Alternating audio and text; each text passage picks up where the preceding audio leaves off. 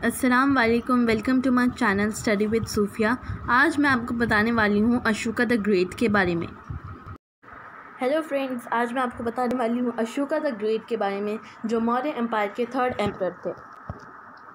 Ashoka early life. Ashoka ने जो भी इंस्क्रिप्शंस और पिलर्स बनवाए थे, मतलब जो भी स्टोन के ऊपर कार्व की गई उनकी रॉयल मैसेजेस, रॉयल ऑर्डर्स थे, उन सब से हमें अशोका की मोनार्ची लाइफ, जब वो किंग बन चुके थे उसके बाद की ही इंफॉर्मेशन मिलती है। उससे पहले की अशोका की अर्ली लाइफ के बारे में हमें कोई इन्फॉर्मेशन नहीं मिलती। तो जो भी अभी तक हमें इन्फॉर्मेशन मिली गई है वो डिफरेंट बुद्धिस्ट अकाउंट से है।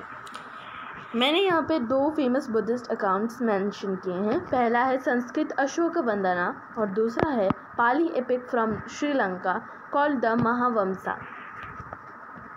अशोका's अर्ली लाइफ, अशोक वंदना। इसमें जो मैं अशोका की अर्ली लाइफ के बारे में बताने वाली हूँ, ये संस्कृत अशोक वंदना बुद्धिस्ट अकाउंट से ली गई है। सुभद्रांगी एक ब्राह्मण की बेटी थी जो चंपा से थे, वही अशोका की मॉम भी थी। According to Buddhist legend, Bindusara जो अशोका के फादर थे और चंद्रगुप्त मौर्य के बेटे थे। अगर आपको चंद्रगुप्त मौर्य के बारे में पूरी जानकारी चाहिए तो लिंक डिस्क्रिप्शन बॉक्स में है, आप प्लीज़ वीडियो को देखिए जिससे आपको फुल इन्फॉर्मेशन मिलेगी। तो बिंदुसारा चंद्रगुप्त मौर्य के बेटे थे और अशोका के फादर थे। वो अशोका को पसंद नहीं करते थे उसके अगली अपीयरेंस और रफ लुक्स की वजह से, पर इस डिसलाइक के बावजूद भी उन्हें अपने बेटे की लीडरशिप क्वालिटीज़ पे पूरा भरोसा था। 20 साल की उम्र में अशोका को तक्षशिला का एक रिवोल्ट को सप्रेस करने के लिए भेजा गया था। तक्षशिला एक बहुत ही इम्पॉर्टेंट टेरिटरी थी, बहुत ही इम्पॉर्टेंट प्लेस थी मौर्य एम्पायर की, कि जो लोग थे वो वहाँ के हायर ऑफिशियल्स जिन्हें अपॉइंट किया गया है उनके खिलाफ रिवोल्ट कर रहे थे, उनके खिलाफ में दंगे वो सब कर रहे थे, और इन सब को बंद करने के लिए अशोका को भेजा गया था। Ashoka was successful in suppressing the rebellion. तो अशोका को फिर उज्जैन भी भेजा गया था, मतलब प्रेजेंट डे उज्जैन, पर तब वो दूसरी टेरिटरी थी और वहाँ गवर्नर ऑफ मालवा की तरह उन्हें अपॉइंट भी किया गया था। अशोका's ascension to the throne। जब बिंदुसारा बीमार पड़ गए तो उसने अपने एल्डेस्ट सन सुसीमा को अपना आगे का हेयर, मतलब नेक्स्ट किंग के तौर पे चूज़ किया, पर जो कोर्ट के मिनिस्टर्स थे उन्हें सुसीमा पसंद नहीं था। उनके ख्याल से अशोका को नेक्स्ट किंग बनना चाहिए था। तो इसलिए अशोका जो उज्जैन में थे एज द गवर्नर, वो पाटलिपुत्र वापस आए 273 BCE में, ताकि वो राजगद्दी संभाल सके। अब अशोका को राजगद्दी मिल रही है, ये बात उसके बाकी भाइयों को बिल्कुल जमी नहीं। तो पॉपुलर लेजेंड के हिसाब से कहते हैं कि अशोका ने अपने बाकी के 99 ब्रदर्स को मार दिया। ये थोड़ा सा ज़्यादा एग्जैगरेशन हो सकता है, पर एक बहुत ही खूंखार बैटल तो ज़रूर हुई थी, क्योंकि अशोका को ऑफिशियली किंग 4 साल बाद 269 BCE में बनाया गया था।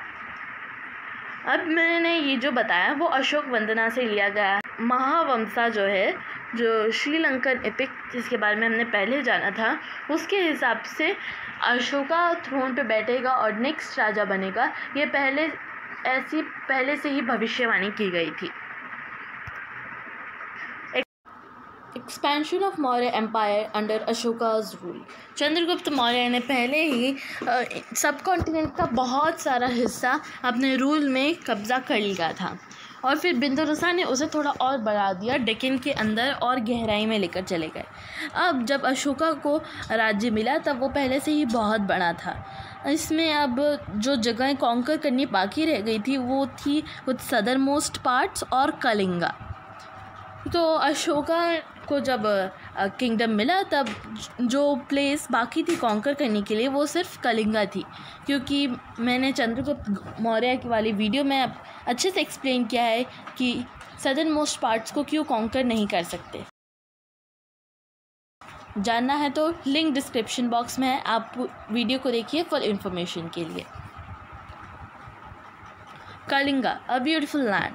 कलिंगा एक इंडिपेंडेंट किंगडम था जिसका कोई किंग नहीं था।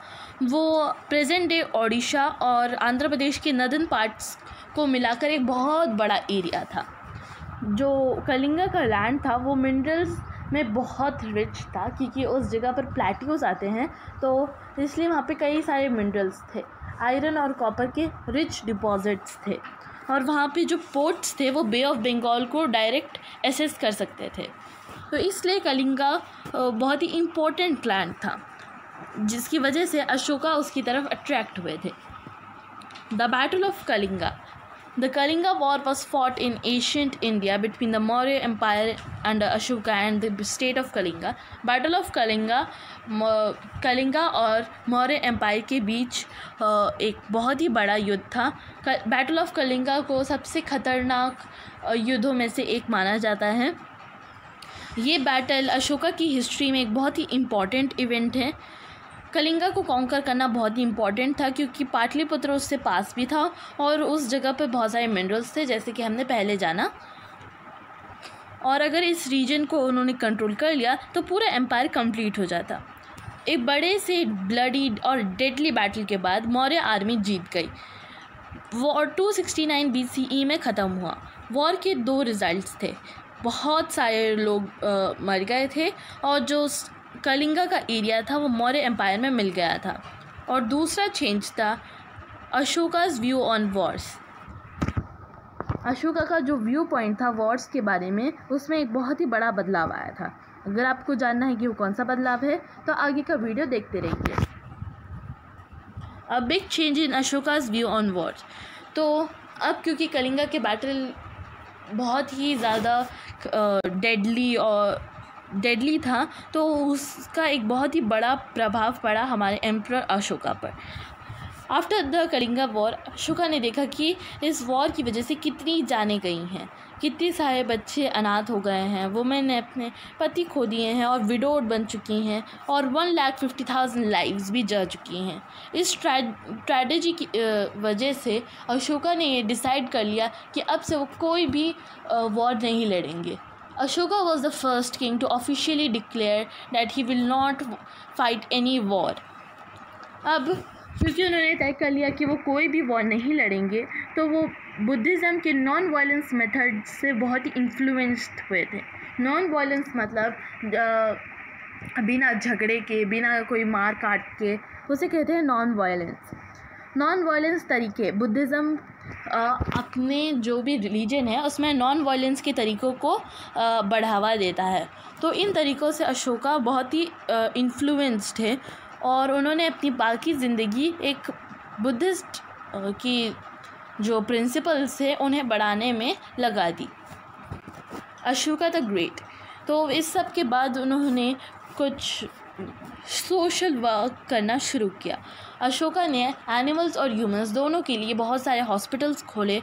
फिर थके हुए ट्रैवलर्स के लिए शेडेड रेस्टिंग शेल्टर्स बनवाए, गाँव में कुएं खुदवाए और बहुत सारे पेड़ लगाए। उन्होंने बुद्धिज़्म की नॉन वायलेंस पॉलिसी को भी फॉलो किया और उसे स्प्रेड किया। Architecture during the period of Ashoka.